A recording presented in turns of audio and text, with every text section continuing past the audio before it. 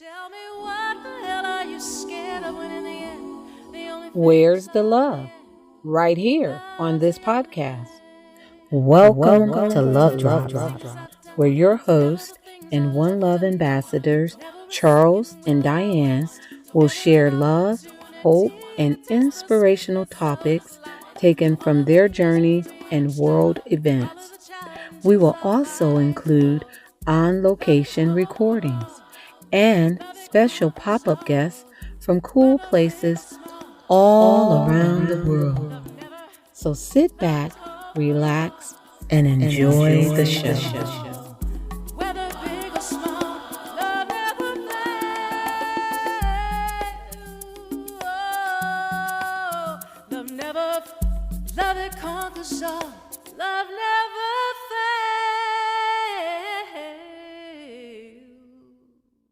So, welcome to another episode of Love Drops Podcast.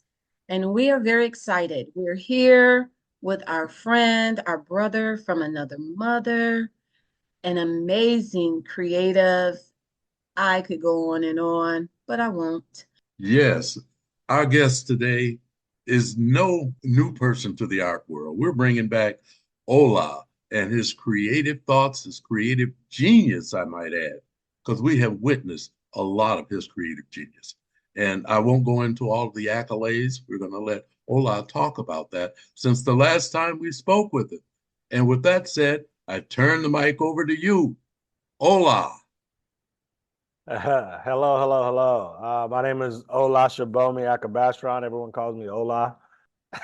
I am an artist here in Nashville, Tennessee. I create art, I teach art, I do murals, I live paint at all different types of events, and I'm glad to be here. Well, we are glad to have you, Ola. Glad to have you. And you're a little modest there in what you do, but we're going to dive into that. We're going to talk about art and we're going to talk about life is art because you say that so often when we see you in the various venues, TVs, stages, because you're in all of those places, right?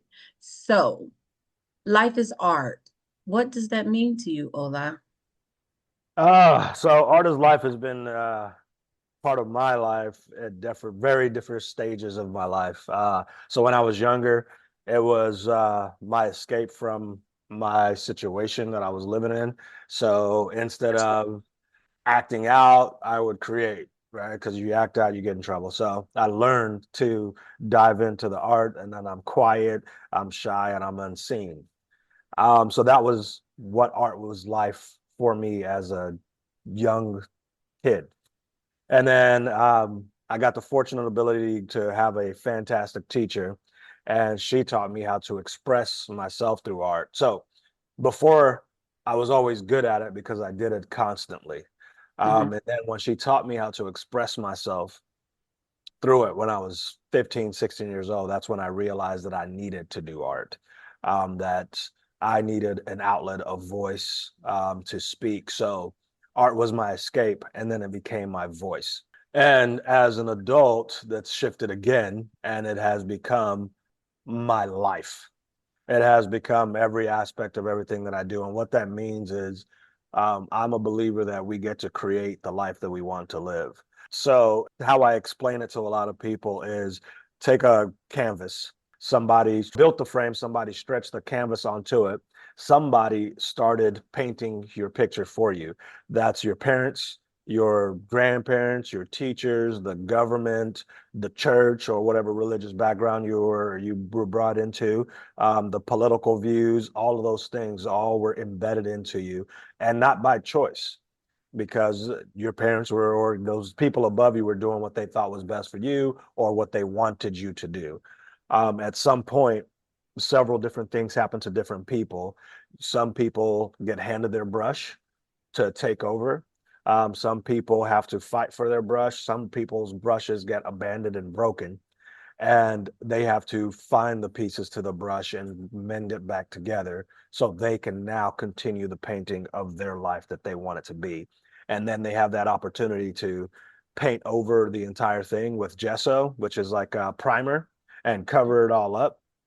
They can cover up little bits and pieces, or they can continue to paint the life that was already started for them, which is what I believe 90% of people do.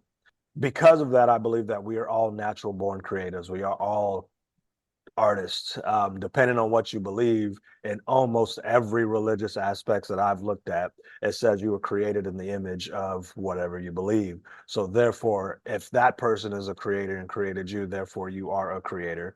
So we are all natural creators, but what you do with your brush is up to you. So it has changed from, it was my escape, which is still there. It was my voice, which is still there. But now I've understood the way of how it is impacting my whole life and what I want for my future, my present, and even going back and tweaking some things of my past so that I can better clear my mind and move forward. So that is what art is life. Wow. Wow, that was truly fantastic for you to take such a complex subject and simplify it into a Yeah. canvas of art. That is fantastic and greatly appreciated. Yeah, absolutely.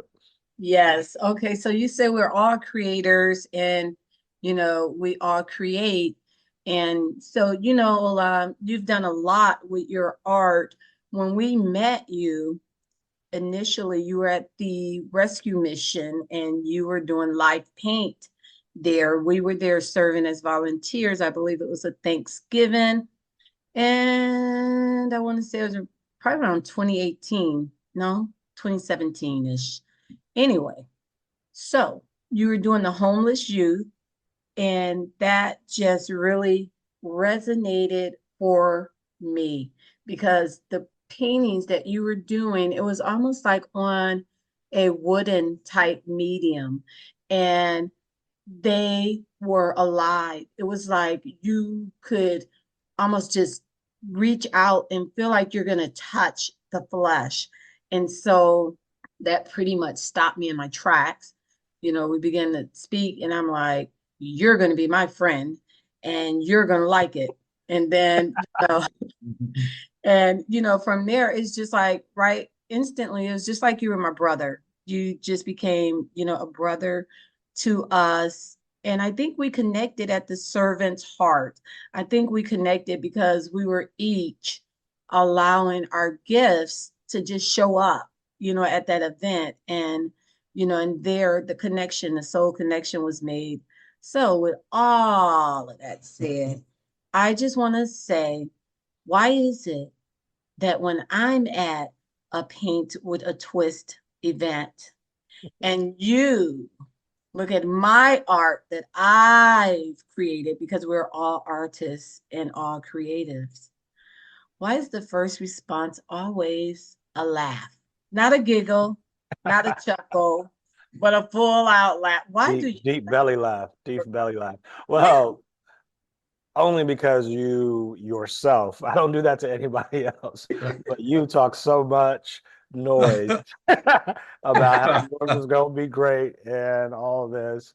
And I got to give you a hard time. That's all. Uh, I Just love got you. to give you a hard time. Yeah. I love you too. Yeah. Charles. And that continues to bring out the best in her. But before we get too far away from our initial meeting, we saw your painting from across the way. Yeah. It was so alive, and we were looking for the models as you were painting, and those models were in your mind and being Yeah. creatively expressed on wood.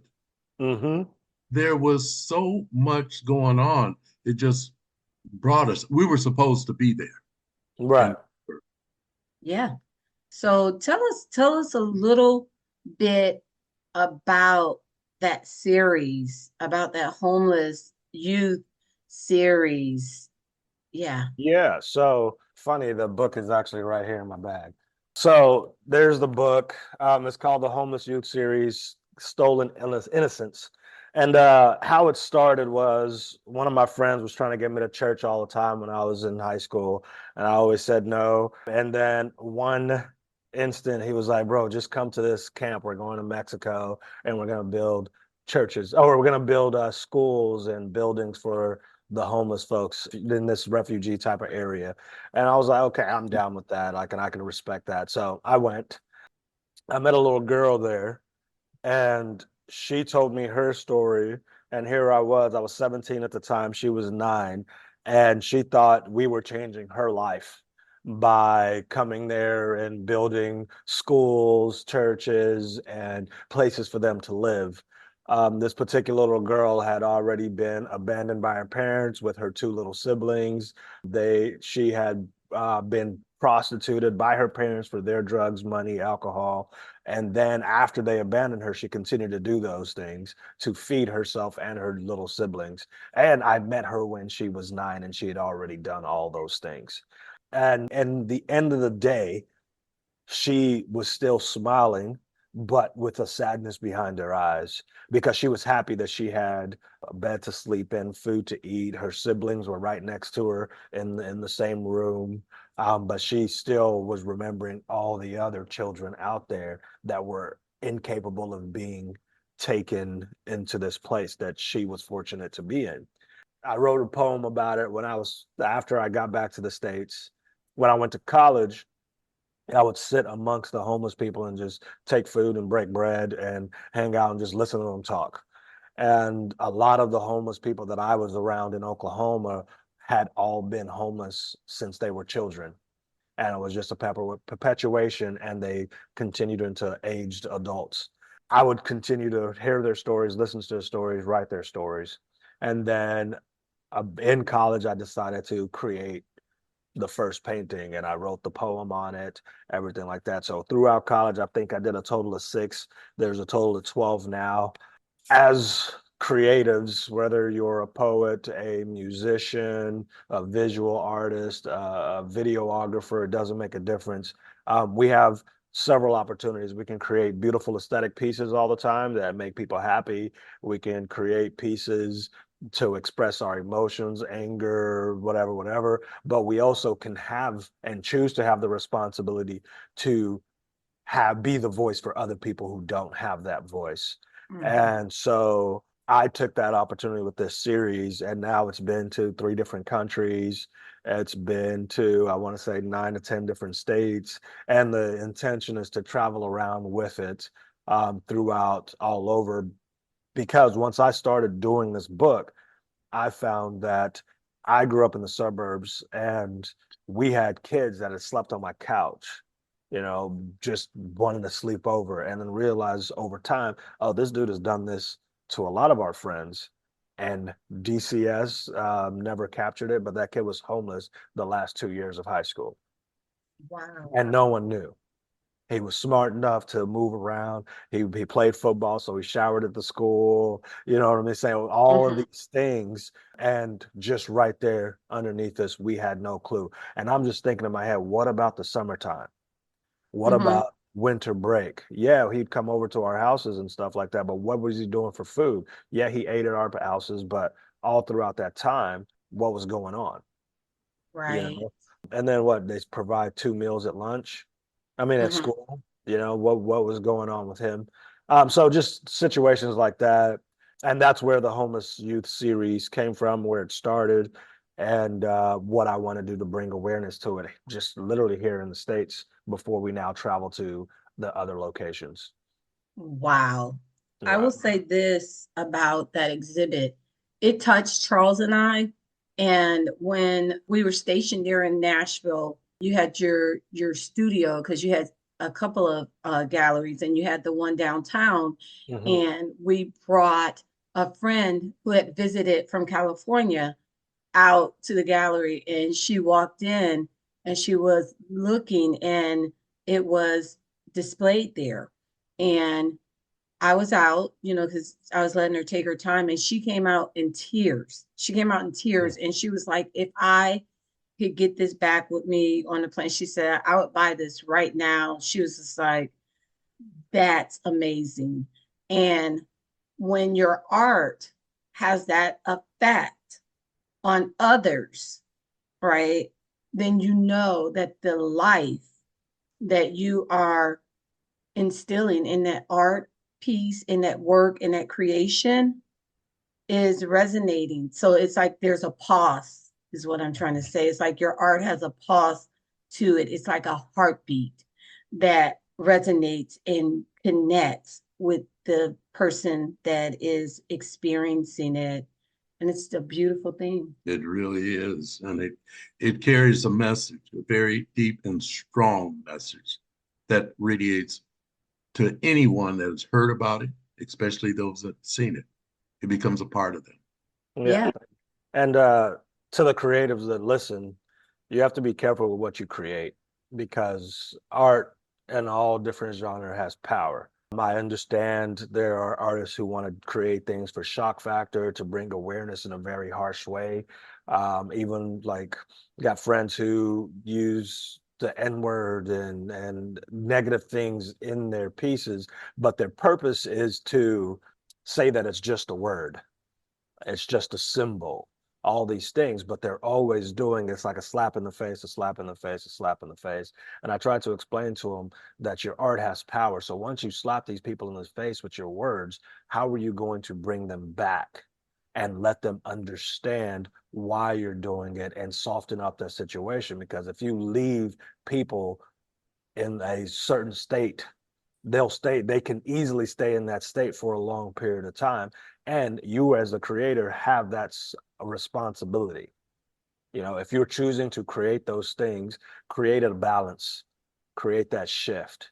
And credit to my high school teacher Kathleen Brake, because she truly made me understand how powerful art is. My first art show was my senior art show, and it was titled Welcome to My Life, My Pain, My Sorrows, My Stress, something like that. And essentially it was my coming to the United States, my abuse, my all the different situations that became who I am. And to see people walk into that art show and completely understand me, Mm. you know what I mean? That was a step. And that's why now I do art therapy with military vets and families of military people, kids and things like that. Is I explained to one particular student that's or patient that's been coming for 6 years now. And I said, there's one thing to create all the pieces to express yourself, because that's lifting the burden, right? But there's another thing to show the work and let it be seen, because once you now let it be seen and now you see all these people feeling the emotions that you were feeling and they understand it, you realize at that moment that you are not alone and there is a community here for you. And I think everybody who deals with trauma, the first thing is no one else is going to understand, no one else feels what I feel, this and that. So I said the true therapy comes from, yes, creating the pieces, but then it's balanced with sharing the pieces. Because if you create them, it lifts a burden, but you're still holding on to those things yourself. It takes a self-care is one thing, right? It's great, it's necessary, but community care is where healing happens, if that makes sense. We Yeah. need we need all the folks around us to bundle us up and pick us up and move us, but you do have to make those efforts and begin it by yourself. So self-care is necessary, but community care is where the completion of healing happens. Wow. Yeah. It takes a village, Ola. And I Mm-hmm. mean, you know that, right? It Yeah, takes a yeah, village. yeah. And so when you're talking about your show, it just took me back to the show that you had at downtown TSU. And that happened because a good friend of ours was the curator there. And so, as always, we were talking you up in the room because, bar none, you are absolutely favorite creative artist. And a lot of people are going to listen to this, so you can get me in trouble. But anyway, I remember that show and your mom and your sister coming. And I remember that's where I met your mom for the very first time. And I remember walking through that installation. It was like a little gallery down in the basement, and just walking through that with your mom. And I remember your mother's expression. And I was kind of like surprised because it was just like, wow, have you not seen this? And it was like she was just seeing it all for the very first time. And You know, she had tears, she was gasping, she was standing in front of certain pieces, and it was just watching your art come to life and impact your mother. It was just, that was like one of the most powerful things. It took precedence even over the homeless youth because this is your mom. So, like, just watching that was so powerful. And to watch her stand in front of your then self portrait and just look into your eyes and just look at you. It was like she was connecting with you through that painting, like she was feeling your heartbeat, right? Through that painting. And so I bring that up to segue into your self portraits. Like you've been doing portraits of yourself, and they have been evolving even over the years since we have been, connected. So, talk to us about your self portraits. Yeah, so I started doing a self-portrait and I've done one or multiple a year every year since I was 12. And again, it all started off as, I knew I was good at art or better than most people because I did it every day. So I wanted to have a teleprogress, right? So every once in a while, I'd sit in front of the mirror and draw myself. Then I'd get to do that again the next year, and I'd draw and I'll see the difference. And that shifted again with the teacher. So at first it was all pencil drawings and it looked like, well, they got to starting to really look like me the older I got, but it was all pencil drawings, straight faced in the mirror or trying to smile, and I'm smiling in front of the mirror for 8 hours and my mouth hurts. That was the first time and last time I did that.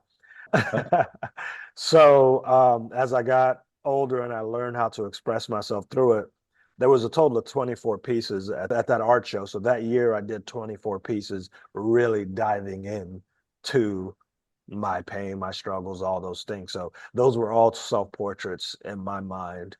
But after that show, the self-portraits, yes, some of them actually look just like me. Some of them became more abstract. Some of them became paintings with poetry. Some of them described what I was going through color. So now that self-portrait became a self-reflection. Mm. And I mentioned that sometimes it's 3 or 4 in a year because sometimes you go through things and you need to take a step back and see what you're doing and reanalyze so you can continue to create the image that you want for yourself. And so that's what the self-portrait has been for since I was 16. There were times where I didn't necessarily think that I did one, but then I go back and look at the artwork and I was like, I remember that. I remember why I created that piece. I remember what I was going through. And so it's also going back and look at them, which I don't do very often. I'm able to see, even in the abstract pieces, I'm able to see where I was and then I can compare it to where I am now. But it's not in a sense like I'm always constantly looking forward. I heard the analogy of the car. You have your windshield where you're meant to look through, but then a tiny little rearview mirror to look back, and that is huge. So I glance back, but I don't go back, and then I Yeah. continue moving forward. So, but that's what these self portraits have been about. This year's self portrait is a two-part, I believe. It describes moving forward and moving into your self mastery with the possibility of you choosing to be pulled back into your comfortability, right? So the way I explain it to a lot of people is, well, since we're on audio, the painting is of me walking into a lit area and the light is glowing onto me, but then my shadow is physically reaching out to grab me, either hold me there or pull me back. And I call that pull back. My shadow is not a monster. It's not against me. It's not necessarily for me. It wants to keep me in a state of comfortability. And how I explain it to a lot of people is that comfortability can be stagnant. You're just happy, you're fine, you don't just moving. You could be in a state of depression, it could be a state of whatever, but you know it. You are Hmm. comfortable in the states, and the where you're walking towards is the unknown. So your shadow is afraid of the unknown, but you have to continue to press forward. You have to get off the couch and move. But then in the in the painting, a lot of people have been weirded out by this, but there's a snake in it. And there's a snake Mm-hmm. around my arm. There's snake, actual snake skin on the floor of the painting. And what the snake, if we go back and look at history and what they made the snake to be, it's all negative, right? But when Right. we actually take a deeper look into the truth of the matter, I was explaining to a student the other day, I was like, we have to understand that he's a very Christian man. And he mentioned, why a snake? And I explained it to him. And then he was like, but the snake is the devil. I said, no, the devil disguised himself as a snake. So the Yes. devil disguised himself as a powerful instrument that God created. Okay, so that's one.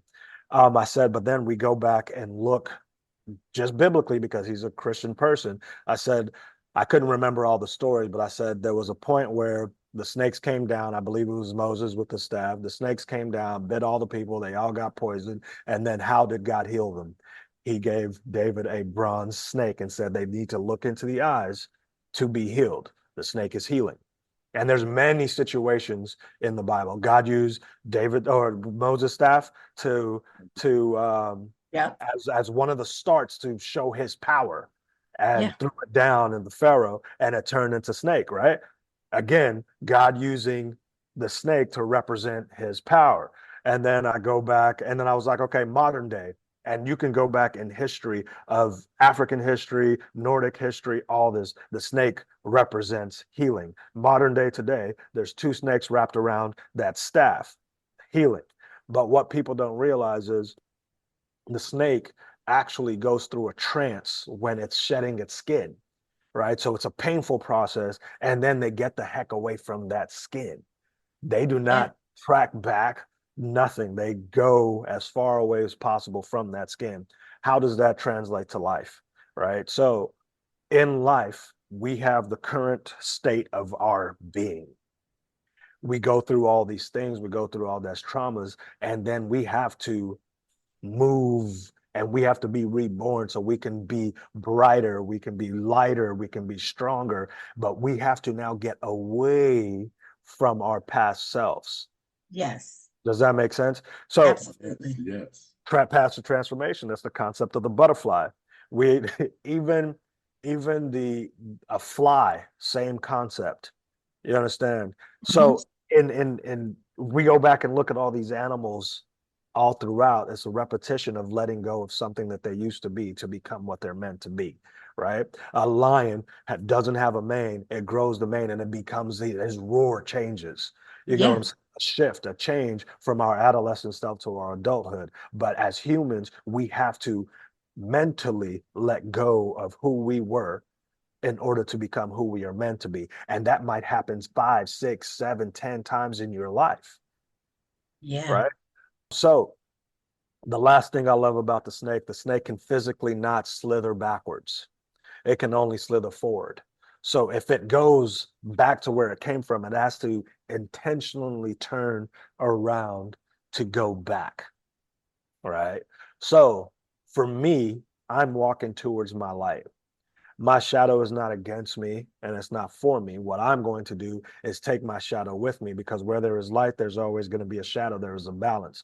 My shadow is going to understand my comfortability is in moving forward. So Yes. the when I mentioned this self portrait is actually a two part self portrait. The next part is going to be my shadow on my back embracing me, and we're moving to the light together. Does that make sense? So Wonderful. but I don't know if that's going to happen right now.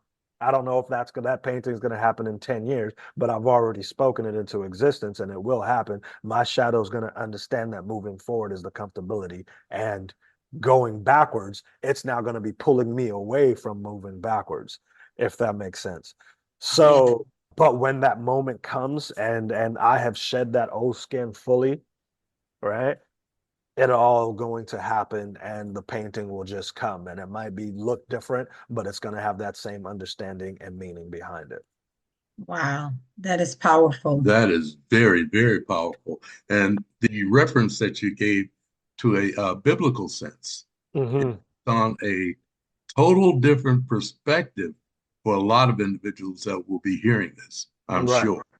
Yeah. Yes. Yeah, yes, yes. Wow, just wow. And so, as you were talking and describing your portrait, what downloaded for me was that I would take a capture of that portrait, and that is what I'm going to put on the thumbnail for this episode. So, usually I get a picture of who we're talking to, the guest, but I think that with that very descriptive illustration that you gave of that self-portrait, that's important for people to see it. So I'm going to put it right on the thumbnail. And as they listen to the episode, then they will get the understanding, or as my daughter says, the overstanding of what you were just speaking of. And I think that's brilliant. And I think that it is beautiful. Art is life is truly the message that you live by. I mean, while we were there in Nashville, there hasn't been a time that I haven't called on you and you've not shown up, unless like you're doing a mural, you're out of town, or just something like that. But otherwise, you would show up. I'm just going back to all the different things that you showed up for. I mean, you've done paint with a twist, for a book club group that I was with. You did paint for a twist for Charles's 75th birthday when we had like family and friends there. You did the cover of my first book, Clearly Ready. I wanted you to do the cover of my second book, but you was too busy doing murals. You did the cover of Charles's book. You showed up for us. I'm looking at the ballerina behind you. People can't see that, but we can see you. And it just took me back to a time where we were serving at an assistant living and they were doing a Mardi Gras. They were doing a Mardi Gras event like Fat Tuesday or something. And we called you over for a live paint and you came and you painted a ballerina Ballerina. and you amazed the residents, those that were creatives that were now retired, some of them even with dementia. Your art was so dope that it brought people's memories back. Like they couldn't remember their name or where they were, but they remember at one point that they used to paint, that they used to create. So I mean, it was like, wow. And what I want to grab at is the speed. Everybody has their niche, but the speed in which you create. I mean, talk to us about that because you can set in a like less than 2 hour setting and start with a blank canvas and fill it up. And not only fill it up, but with beauty, fill it up with awe, fill it up shockingly. Talk to us about that. I mean, it's actually quite simple. I am a tool and I let my subconscious create. You understand what I'm saying? So I have I have the gift of the desire to do it. All right. So I've had the desire and I've clearly been doing it. Now, I mean, to tell you, if I didn't record the process of my latest self-portrait, I couldn't tell you how I did it because it is several different people call it different things in athletics. They call it or some people call it the zone. Some people call it something else. You get in the zone. It's like we've been driving so long. Sometimes you drive and you get home and you're like, how did I get here? And then it kind of freaks you out a little bit because you were like, was I even paying attention? Could I have gotten in a wreck or something? But no, your mechanics are there and you just go, right? So creating in a sense is that same way. The there's nothing new that I'm doing now that hasn't been done before. Yes, even this piece behind me with the texture and all this created with fabrics, that was what you said earlier. You said a download, right? So that was a download that was given to me, and then My mechanics did it. The fabric came from a dream. My wife and I put bed sheets in a Goodwill pile. And that night, I had a dream of the entire process using the tools that I already had in the studio. I woke up at 4 o'clock, went to the studio, and created the first one.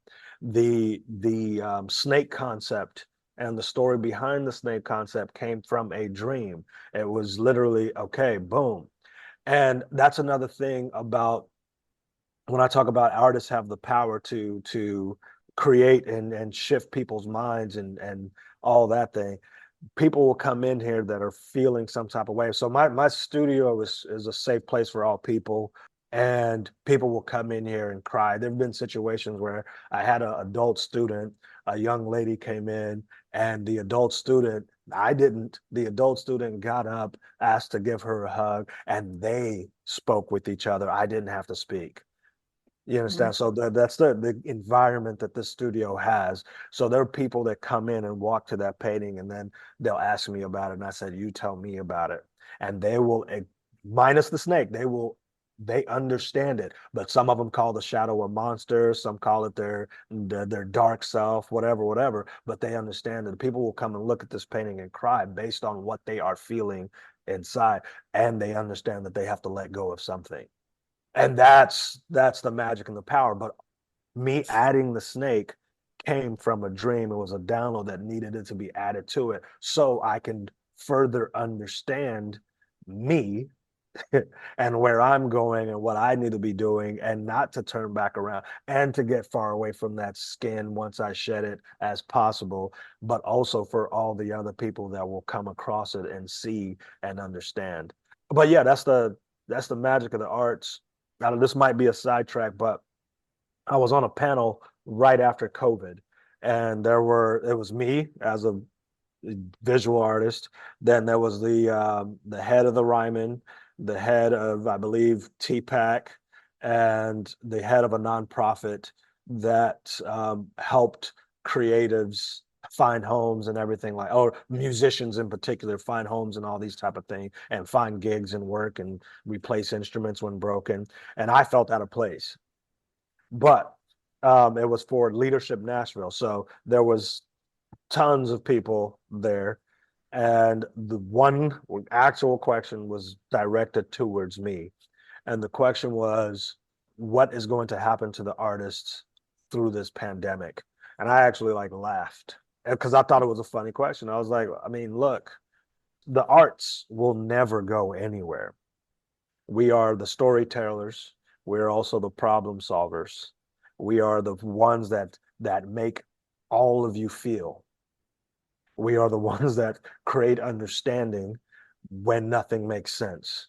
Where does that all that comes downloaded to each individual artist? And if one of us doesn't do it, it has been downloaded to somebody else across the world. If we now look at Albert Einstein, whoever came up with some different ideas, the relativity, is that Albert Einstein? If Yes. that is. So Yes. when he came up with that, somebody across the world also came up with it at the same time. It was downloaded to multiple people, and who came out with it first got the credit, but so many people denied that truth. Hmm.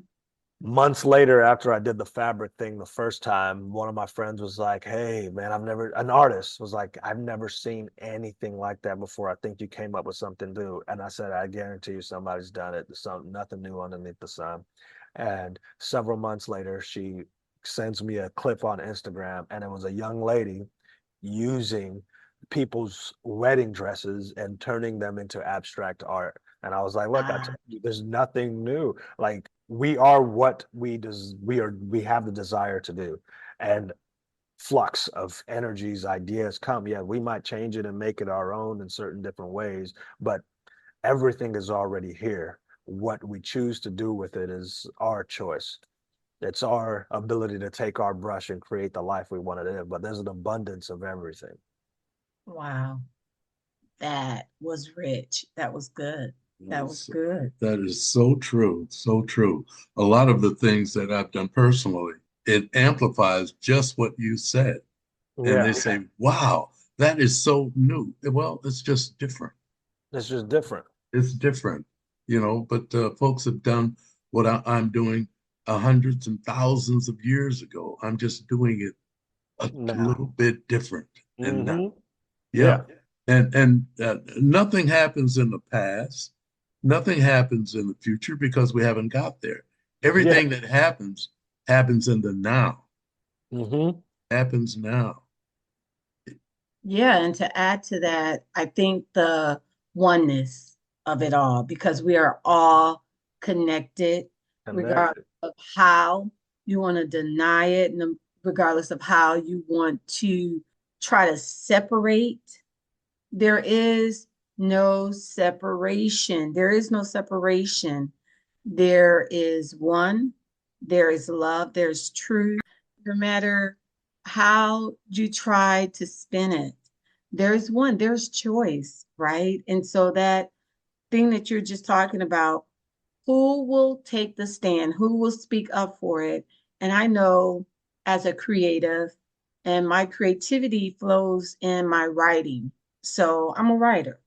And I know how the downloads work for me. And a lot of times, like you said, it'll come when I'm sleeping, it'll come when I first wake up. So I always have something to write on right next to my bed. I have something to write on everywhere I go because things are coming to me and you have to capture. You have to capture those things. And some of the things are so outlandish and it may make you seem odd, different, or even crazy, but you have to have the courage to speak up, do it, follow that gut, because there's nothing, and I'm sure you can attest, like getting something, not having the courage to follow through with it, and then see somebody else step up and do it, and you're just like with a gut punch because you had that. You had hmm fumbled. You hmm fumbled. You fumbled, right? It's just like you caught it, And but you what's funny about that is somebody said this to me, and about something that I was doing. Let's say it was the fabric. They're like, oh man, I really had that idea and I just never did it. I never made the time or whatever it was. And I was like, well, go do it. They're like, no, because I don't want to copy yours. I was like, first of all, it was never mine. right, And I try to teach artists all the time. There's people who are massively competitive in the art world. And I'm like, none of this is yours. None of it is yours. right, Like the concept of owning land, it's not yours. right. Like it is all of ours. There's the trees, right? There's the trees in the Amazon that have in their roots, they're all connected. We can't physically see it, but they're all Right. connected. When there's a drought on this side, Mm-hmm. the roots on this other side are feeding it water Yes. and energy. And when it's completely dark over there, this side is giving it light through the connection that they have. Now, here's the thing about humans, and here's where we're messed up at it. You said the separation aspect, right? We want to create such separation, causing negativity to flow through us all constantly, right? Right. But people say, "Oh, this world is going downhill. This world is doing this. This world." It's you create the life that you want to live. So if that's what you choose to believe, that's what you will see. But my world is I see all the tens of thousands of people creating great movements and great changes in our lives, and I'm part of it. So therefore, this world is never going to be what the media tells you it's going to be. Yes, Yeah. there's negative things that happen, but the majority of the people out here, one, the majority of people right now are stagnant. They're Mm-hmm. not making negative impact, they're not making positive impact. They are lukewarm, Yeah. right? Which Yep. is not good, right? But No. it is for us who are living in our light to shine bright so they see it. And then one lukewarm person joins us at a time. Real Yeah. change happens in movements, right? Yeah.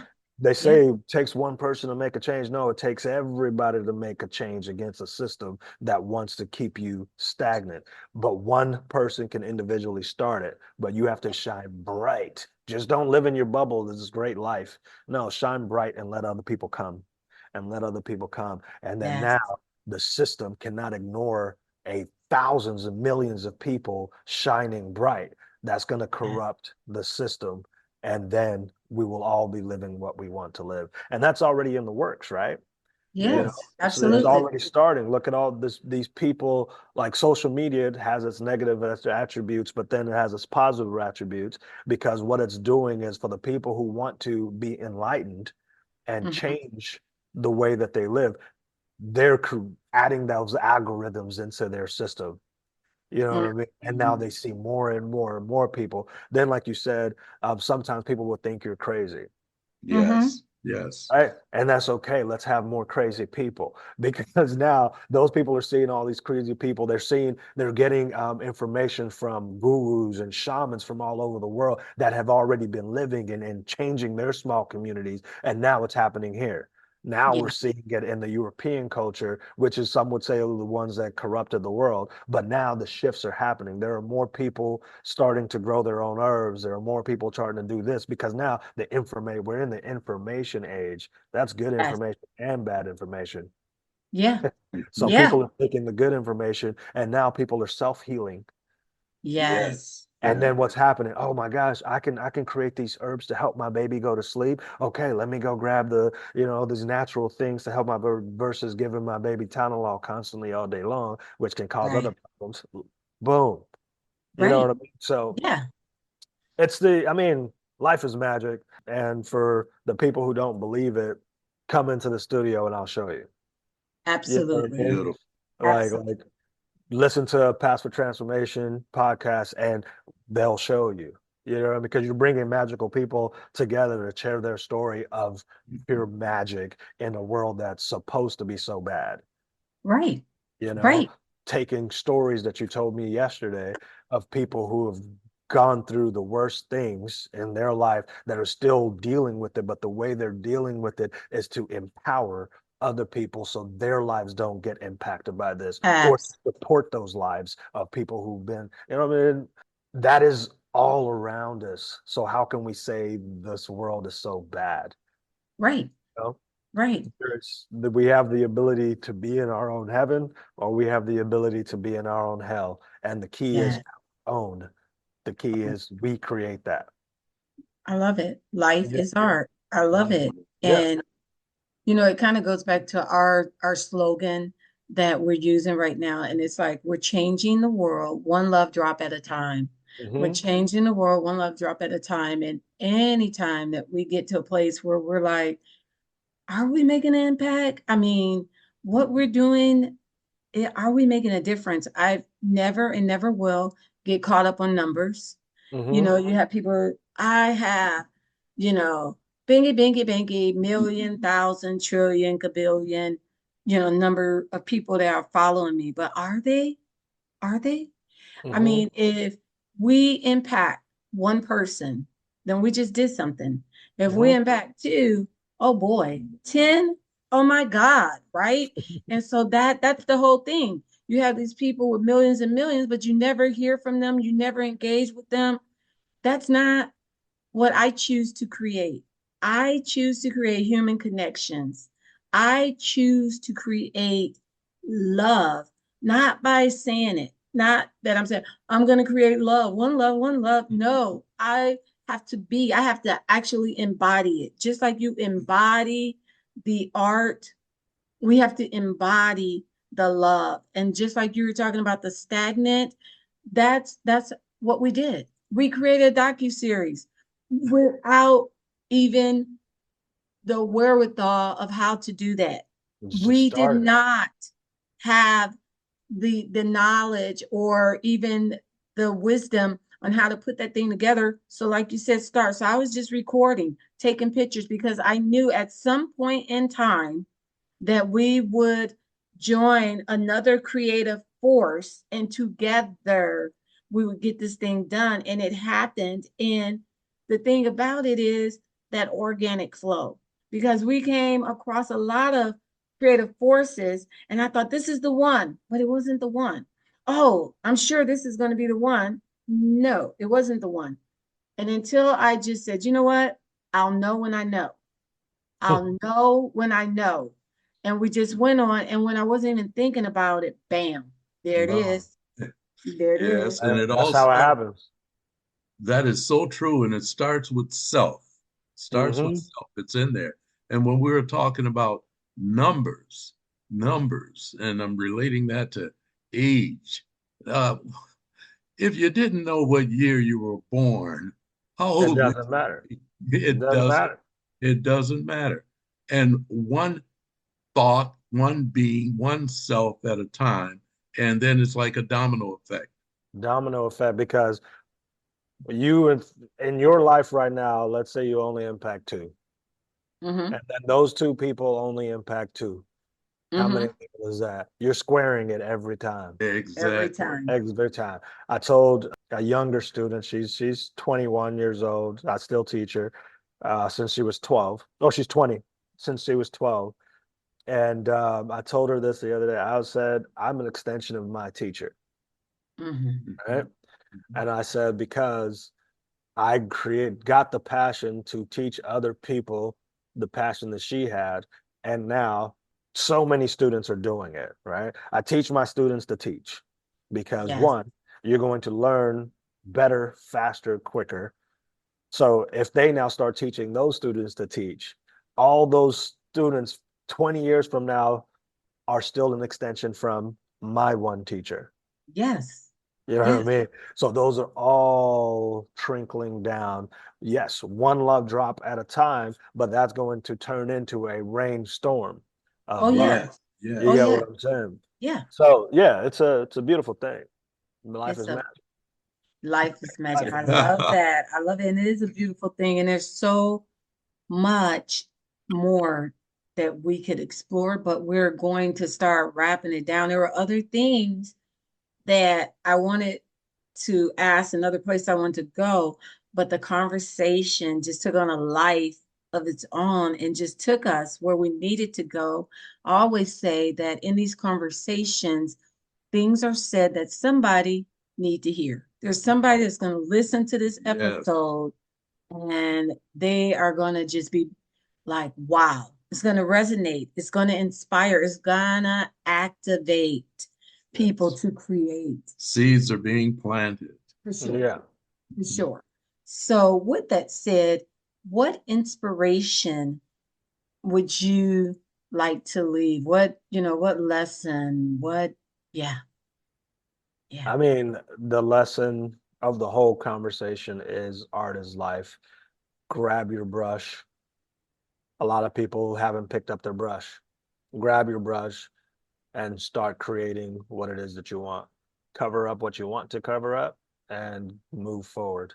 It's not saying that the past will not be there. If I covered up this painting right now, the texture is still going to be behind it, but it doesn't mean I can't build on top of it. So the inspiration is grab your brush and now, if you haven't already, and create the life that you want. If you've already grabbed your brush and you're still stuck, paint over it. Let that stuff go. Paint layers and layers and layers of it until that part of you is minimal and you can focus on your future or your now, like Charles would say. Yes, yes. Yeah, Yeah. yeah. It's all about right now. That's true. We learn from our past, but nothing happens back there. It happens in the now. It happens in the now. It happens in the now. Be that force. Be you, one Mhm. individual at a time. I want to just circle back and say something that you said that was so profound that I wrote it down. I know that I will write on it. Yeah, it's very inspiring. And you said, I glance back, but I don't go back. Yeah. Glance back, but I don't go back. Hmm. A thing that about modern day therapy, I don't know if it's always been like this, but they dive into your trauma. And I had an employee here that she started with a new therapy and they dove into her trauma. And she told me about it. I was like, why did you do that? Stop going to that therapist. And I said, the problem is, I said, this was a brand new therapy. Session two, they dove into. You don't even have a rapport with this person. And I said, the problem that I have with the diving into your traumas is you were never set up with the tools to deal with that once you do. So this young lady, I had to let her go because she's living in her trauma and not getting anything done. Does that make sense? Yeah. So, like, what are you doing? Like, you literally just gave people the lead to turn around and then you let them stay there because they didn't have the tools to get out. Mm, Give the tools first. Let them understand that no matter what happened in the past, you have your brush and you can paint it. And then explain that to them how to do that. Give them all 25 tools in their tool belt before you now go deal with the source of trauma that happened a long time ago. But wow. let them know that they have a choice to live today. That's a tool. They don't know that. So this is almost 7 months now. She's still living in her trauma today. Wow. It's Wow. sad. It is. It And when you is. said that, I got an image in my mind of someone being on a mountain, right?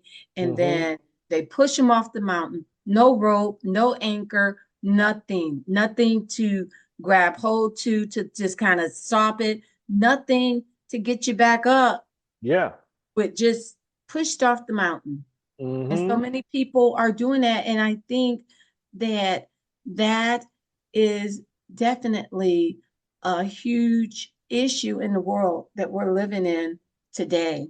That Mm-hmm. so many people are stuck in their trauma and they can't get out. It's just like Yeah. I've fallen and I can't get up They Yeah. like can't get that. up. And Yeah. they label themselves.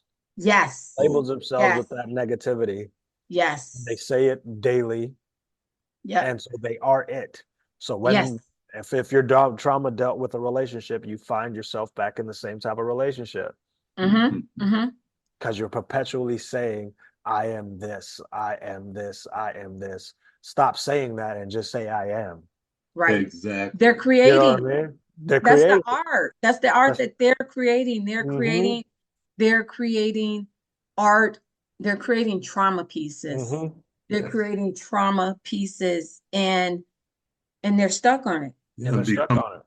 yeah, and if they become more aware that there are tools available to Yeah, them, and let them know that it starts with them. it It's, starts with them. Yeah. yes, yes. So I think that's it. Once you asked what is my inspiration is become aware that you are whatever you say you are. If you call yourself stupid after every little mistake, you are creating that. People Yeah. do it unconsciously. People Mm-hmm. don't realize that they're creating the life that they want to live. I use Mm-hmm. this silly analogy. It's not a silly one, but I said, talking to a guy, I was like, when if it's a little white girl, teen or an adult white girl carrying her purse, and she sees a gangster looking black dude walking, and she crosses the street, she's protecting herself, but what she's telling herself, I'm afraid of this black guy walking down the street. And what will eventually happen is she will get robbed by a black guy that is desiring quick money. Mhm. Mm-hmm. Right? I used that analogy talking to a black client, and I was like, did she create that intentionally? No, but the subconscious doesn't care. It's only hearing what you say. So if you constantly say, I'm broke, I'm broke, I need to pay off my debt, I need to pay off my debt, all it's hearing is debt, broke, and it's giving Mhm. you more of it. Yeah. Gonna give it more of it. But every time you think it, change it. Check Yeah. your check yourself. Say, I am healthy, I am wealthy, I am prosperous and loved. And the more and more you say it, and then my client literally said to me, but isn't that faking it till you make it? No, it's not. You are doing it until you become it. Mhm. Yes. So the phrase fake it till you make it, throw that out of your mind and say, I am doing it till I become it. Yeah. Yeah. Right?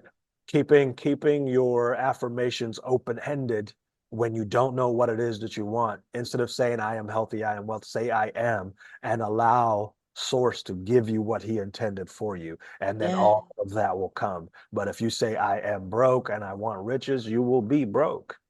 Right. If you have no idea what you want, say I am, I and say it am. over and over again. And if you go back to biblical, how many times did God say I am?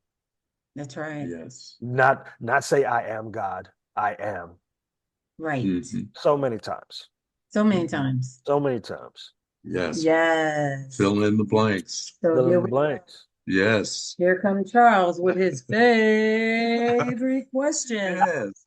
Yeah. You have bestowed so much knowledge with our listening audience.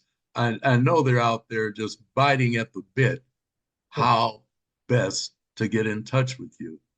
What are some of the best ways for them to get in touch? Yeah, there's two good ways. Email me at info@draftsbyola.com, or you can find me on my most utilized social media is Instagram, and that's at Drafts by Ola.